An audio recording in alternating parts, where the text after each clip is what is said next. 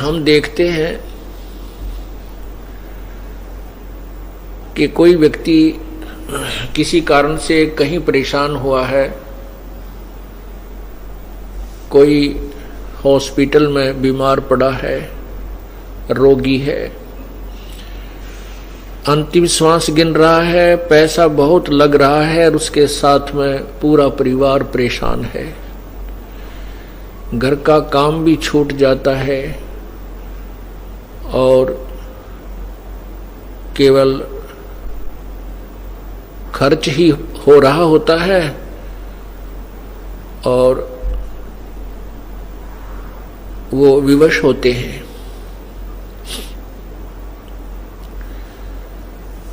और जो पुण्यात्मा सत्संग में आते हैं,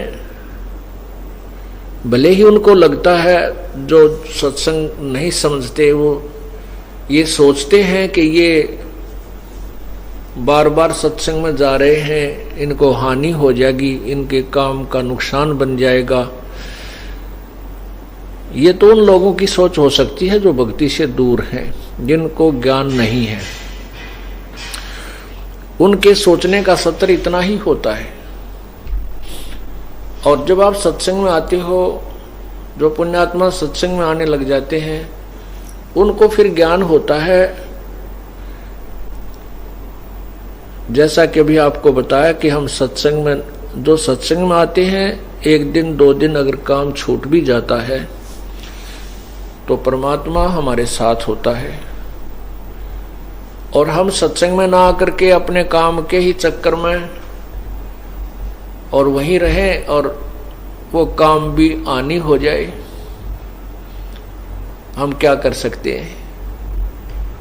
एक भक्त बता रहा था कि मैंने ऐसे ही एक बार सोचा कि सत्संग में अब के नहीं जाऊंगा। मेरे को समय था, ऐसा नहीं था कि ना समय हो तो दूसरी बात, समय भी था, पर वैसे ही कमजोर संस्कार या प्रभु की लीला कि मैं सत्संग में नहीं आया और कुछ ऐसे ही अपने कार्यवश कहीं और चला गया, जिसकी जो आवश्यक भी नहीं था। फिर मैं शाम को आया तो मैं आया, 1 घंटा हुआ था वापस आए को वहां से, तो भैंस ने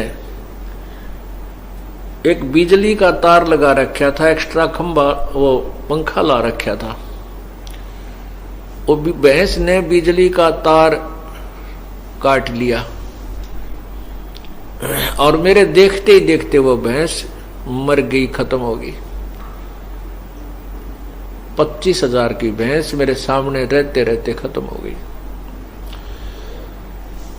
अब वो पुण्यात्मा था, उसने क्या विचार किया कि मैं सत्संग में नहीं गया और मैंने ये सोचा था ये काम आज कर लूं, जबकि इस कार्य को मैं 2 दिन पीछे 6 दिन पीछे भी कर सकता था, जिसको मैंने उस सत्संग वाले दिन में करने गया।